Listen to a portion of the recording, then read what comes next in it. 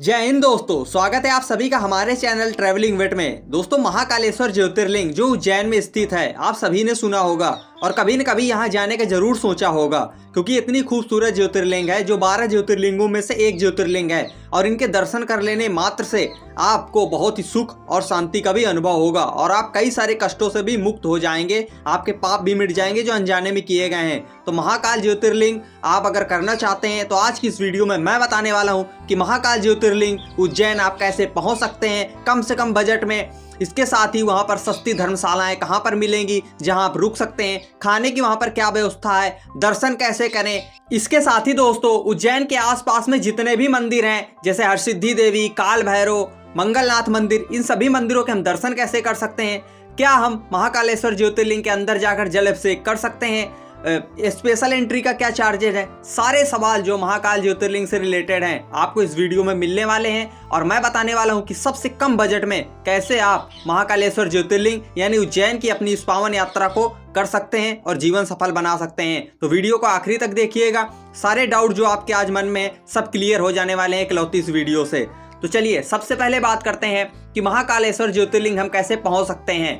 तो दोस्तों, महाकालेश्वर ज्योतिर्लिंग यानी उज्जैन पहुंचने के कई सारे माध्यम हैं। आप बस से जा सकते हैं, फ्लाइट से जा सकते हैं, ट्रेन से जा सकते हैं, अपनी प्राइवेट कैब से भी जा सकते हैं, कार से भी जा सकते हैं, जिससे चाहे आप उज्जैन पहुंच सकते हैं। तो सबसे कन्वीनियंट तरीका है ट्रेन का। अगर आप ट्रेन से आना चाहते हैं तो उज्जैन का अपना खुद का रेलवे स्टेशन है जिसकी कनेक्टिविटी दिल्ली, मुंबई, कानपुर, लखनऊ जैसे बड़े शहरों से अच्छी तरीके से है। तो आप अपने शहर से ट्रेन बुक कर लीजिए, उज्जैन तक आपको ट्रेन मिल जाएगी। अगर ट्रेन नहीं मिलती है तो आप इंदौर के लिए ट्रेन पकड़ सकते हैं।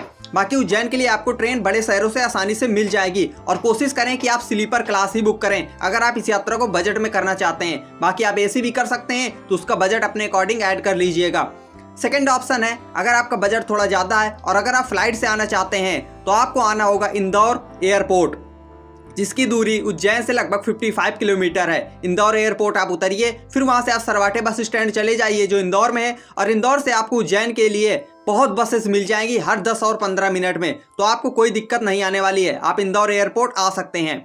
इसके साथ ही अगर आप बस से आना चाहते हैं तो आप सबसे पहले सर्च कर लीजिए ऑनलाइन कि आपके शहर से उज्जैन के लिए बस है या नहीं। अगर है तो आप बस भी बुक करके आ सकते हैं। इसके साथ ही आप अपनी खुद की कार या प्राइवेट कैब करके भी आ सकते हैं। उज्जैन में आपको पार्किंग की कोई दिक्कत नहीं आने वाली है। 150 से 200 रुपए में आपको 24 घंटे के लिए पार्किंग मिल जाएगी। तो ये चारों माध्यम है, आपको जिस तरीके से कन्वीनियंट लगे, जो तरीका आप अपनाना चाहते हैं, आप उज्जैन आ जाइए। मेरे अकॉर्डिंग ट्रेन का तरीका सबसे बढ़िया है। तो दोस्तों, जैसे कि आप उज्जैन स्टेशन पहुंच जाएंगे, स्टेशन से मंदिर की दूरी लगभग 2 किलोमीटर है और स्टेशन के बाहर से आपको 20 से 25 रुपए में ऑटो मिल जाएंगे जो आपको मंदिर के आसपास छोड़ देंगे। मंदिर के पास में जैसे ही आप पहुंचोगे वहां पर आपको कई सारी धर्मशालाएं मिल जाएंगी जिसका प्राइस 600 से 650 है। कई धर्मशालाएं तो ऐसी हैं जो आपको 400 में भी स्टे दे देंगी। तो आपको वहां रुकने में तो कोई दिक्कत नहीं आने वाली है। महाकाल ने आपको बुलाया है तो बस आप तैयारी बना लीजिए, रुकने की आपको कोई समस्या नहीं आने वाली है। इसके साथ ही वहां पर 2 स्टार 3 स्टार होटल्स भी हैं जहां पर आप रुक सकते हैं, जिनका प्राइस 2000 से 5000 तक जाता है। तो अगर आपका बजट अच्छा है तो आप होटल्स में भी रुक सकते हैं। लेकिन दोस्तों, अगर आप कम पैसों में इस यात्रा को कर रहे हैं तो धर्मशाला सबसे अच्छा तरीका है। हजारों भक्त धर्मशाला ही लेते हैं क्योंकि ज्यादा लग्जरी के चक्कर में वो नहीं पड़ते हैं, क्योंकि उनको रुकना होता है, रात में सोना ही होता है, दिन में वो पूरा घूमते रहते हैं। इसके साथ ही नहाने की व्यवस्था आपको धर्मशाला में मिल जाती है। तो सारी सुविधाएं आपको धर्मशाला में भी मिलती है। बाकी आप अपने अकॉर्डिंग चूज कर सकते हैं। तो अब आपने धर्मशाला ले लिया, अपना स्टे ले लिया, अपना बैग वैग रखिए, नहाइए धोइए और सबसे पहले चले जाइए महाकाल ज्योतिर्लिंग के दर्शन के लिए। साथियों, महाकाल के दर्शन करने के लिए गेट नंबर 1, गेट नंबर 2 और गेट नंबर 4 से एंट्री होती है। तो आप किसी भी गेट से एंट्री ले सकते हैं। 15 से 20 मिनट में आपको दर्शन हो जाएंगे। ज़्यादा भीड़ रहेगी तो 25 मिनट लग सकते हैं। मैं गया था तो मेरे 15 मिनट में दर्शन हो गए थे, क्योंकि कॉरिडोर अब बहुत अच्छा बना दिया गया है जिसमें एक साथ हजारों भक्त दर्शन कर लेते हैं। लेकिन अगर आपके पास टाइम कम है तो आप 250 का एंट्री पास भी ले सकते हैं। दोस्तों, अगर आप महाकाल ज्योतिर्लिंग के पास में जाकर जलाभिषेक करना चाहते हैं ज्योतिर्लिंग के, तो आपको 750 का एंट्री पास लेना होगा, जिसमें आपको धोती भी पहनकर जाना होगा जो मंदिर वाले प्रोवाइड करा देते हैं। आप चाहें तो अपनी खुद की धोती लेकर जा सकते हैं। तो ये रहा महाकाल के दर्शन करने का तरीका। आप जिस भी तरीके से चाहें दर्शन कर सकते हैं। महाकाल के दर्शन करने के बाद आसपास कई मंदिर हैं जहां आप जा सकते हैं, जिसमें है बड़ा गणेश जी मंदिर। यहाँ जाना आप बिल्कुल भी मिस मत करना। इसके साथ ही मंदिर के पास में ही साथियों है भारत माता मंदिर, जो बहुत ही खूबसूरत मंदिर है, बाहर से बहुत ही ज्यादा खूबसूरत है। अंदर जाकर माता रानी के दर्शन करिए। पास में ये महाकालेश्वर भक्त निवास, यहाँ पर भी आप रुक सकते हैं, जिसकी आप महाकाल की ऑफिशियल वेबसाइट में जाकर बुकिंग कर सकते हैं। यहाँ पर भी आपको double bed, 4 bed, 6 bed, 8 bed, यहाँ तक कि पूरा हॉल मिल जाता है। तो प्राइस चेक कर लीजिएगा। बहुत ही कम बजट में ये सुविधा आपको रुकने के लिए मिलती है। तो रुकने की पूरे महाकाल ज्योतिर्लिंग के दौरान आपको उज्जैन में कोई दिक्कत नहीं आने वाली है।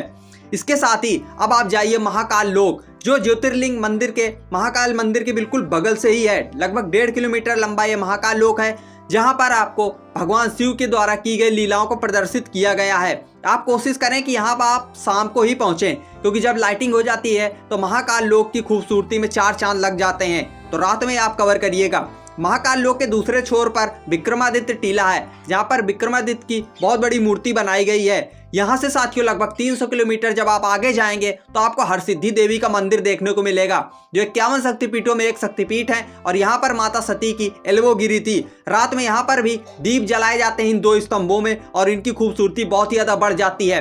तो आप हरसिद्धि देवी तो बिल्कुल भी मिस नहीं कर सकते हैं, क्योंकि अगर आपने ज्योतिर्लिंग के दर्शन किए हैं तो शक्तिपीठ के भी दर्शन आपको करने होंगे। दोस्तों इसके साथ ही पास में ही आपको रामघाट मिल जाएगा। जैसा कि आप जानते हैं कि उज्जैन जो नगरी है, महाकाल की जो नगरी है, वो क्षिप्रा माता नदी के तट के किनारे बनी हुई है। तो आप चाहें तो रामघाट जाकर क्षिप्रा नदी में स्नान भी कर सकते हैं, उसके बाद महाकाल के दर्शन कर सकते हैं। आप चाहें तो क्षिप्रा नदी में बोटिंग भी कर सकते हैं, जिसका चार्ज लगभग 30 रुपए है। तो ये रहे महाकाल ज्योतिर्लिंग के आसपास के कुछ मंदिर, कुछ प्लेस जो आपको जरूर दर्शन करने चाहिए। अब बात करते हैं कि उज्जैन में और कौन से मंदिर है जहां हम जा सकते हैं। तो सबसे पहले आप 500 का ऑटो हायर कर लीजिए। अगर आप 4 से 5 लोग, आप वो ऑटो वाला ले जाता है, बाकी आप बार्गेनिंग करके उसको 450 भी करा सकते हैं। तो 500 में लगभग आपको ऑटो मिल जाएगा, जो आपको पूरे उज्जैन के मंदिरों के दर्शन कराएगा। जिसमें सबसे पहले वो आपको ले जाएगा संदीपनी आश्रम। यहाँ पर संदीपनी जी ने भगवान श्री कृष्ण को 14 विद्याएं दी थी। तो बहुत ही खूबसूरत आश्रम है, यहाँ जरूर जाइएगा। फिर ऑटो वाला आपको ले जाएगा मंगलनाथ मंदिर।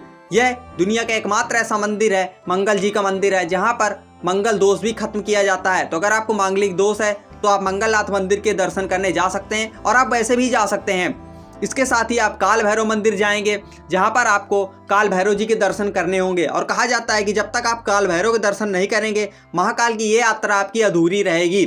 दोस्तों अंत में आप जाइए गढ़कालिका देवी मंदिर, बहुत ही प्यारा मंदिर है। माता रानी के दर्शन करिए, मुस्कान देखकर आप माता रानी की बिल्कुल प्रफुल्लित हो जाओगे। तो ये रहे उज्जैन के कुछ प्रमुख मंदिर जहां आप दर्शन कर सकते हैं। इसके साथ ही महालोक के पास में भी आपको त्रिवेणी म्यूजियम मिलेगा, जहां आप जा सकते हैं। यहाँ पर भी आपको उज्जैन के इतिहास के बारे में जानने को मिलेगा, तो आप चाहें तो जा सकते हैं। अब बात करते हैं कि उज्जैन की ट्रिप हमें कितने दिन की बनानी चाहिए। तो आप कोशिश करें कि अपने शहर से रात की ट्रेन पकड़ें, जिससे आप सुबह सुबह उज्जैन पहुंच जाएंगे, और एक दिन में आप पूरा उज्जैन घूमकर शाम को वापसी की रात की ट्रेन पकड़ के वापस आ सकते हैं। लेकिन दोस्तों अगर आप फैमिली के साथ में हैं तो आप एक दिन का स्टे भी ले सकते हैं। आप सुबह सुबह आइए, आराम से स्टे लीजिए, और एक दिन में पूरा आप आराम से महाकाल के दर्शन करिए, शाम को महालोक घूमिए और आराम से अपने होटल में सो जाइए। अगले दिन आप पूरा उज्जैन के जो मंदिर है प्रमुख दूर दूर हैं वो घूमिए, जैसे संदीपनी आश्रम हो गया, गढ़कालिका देवी हो गया, काल भैरव हो गया, और शाम को वापस ट्रेन पकड़ के वापस चले जाइए। तो दोस्तों आप एक दिन में भी यात्रा कर सकते हैं, और 2 डे 1 नाइट में भी इस ट्रिप को कर सकते हैं। डिपेंड करता है आप किस तरीके से करना चाहते हैं। तो दोनों तरीके मैंने आपको बता दिए हैं। खर्चे की बात करें, बजट की बात करें, तो अगर आप एक दिन की यात्रा कर रहे हैं और 2 दोस्त आप साथ में आ रहे हैं,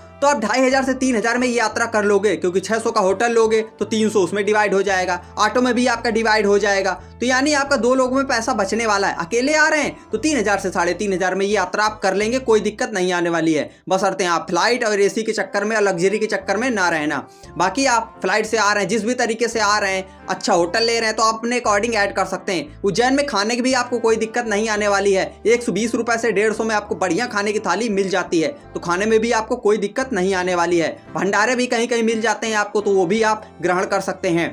दोस्तों इसके साथ ही आप महाकालेश्वर ज्योतिर्लिंग यानी उज्जैन से ओमकारेश्वर ज्योतिर्लिंग के भी दर्शन करने जा सकते हैं। कोई समस्या आपको नहीं आने वाली है। उज्जैन से आपको 7 बजे से 8 बजे के बीच में बसेस मिल जाती हैं, जो आपको सीधे ओमकारेश्वर के दर्शन कराने ले जाएंगी और वापस लेकर भी आएंगी। 110 किलोमीटर का ये सफर रहेगा, जिसमें बस वाले आपको लगभग 350 रुपए चार्ज कर सकते हैं। तो आप चाहें तो ओमकारेश्वर ज्योतिर्लिंग के भी दर्शन करने जा सकते हैं। 9 बजे के बाद में आपको बस मिलना थोड़ा सा मुश्किल हो जाएगा, क्योंकि लिमिटेड बसेस ही चलती हैं सुबह सुबह, क्योंकि शाम को उनको वापस लाना भी होता है। बाकी मैं ओमकारेश्वर की एक सेपरेट वीडियो बना दूंगा, कोई दिक्कत आपको नहीं आएगी। तो दोस्तों इस तरीके से महाकालेश्वर ज्योतिर्लिंग का संपूर्ण बजट होता है खत्म। आप आइए, आराम से दर्शन करिए, आपको बहुत ही ज्यादा आनंद आने वाला है इस यात्रा में। और कम से कम बजट में भी हो रही है। लोग शिमला मनाली में 10-10 हजार खर्च कर देते हैं, तो यहाँ तो आ ही सकते हैं। कोई और सवाल हो तो आप कमेंट सेक्शन में मुझसे पूछ सकते हैं, आपको जवाब दिया जाएगा। मिलते हैं एक और नई वीडियो के साथ, तब तक के लिए आप आबाद रहें, खुश रहें।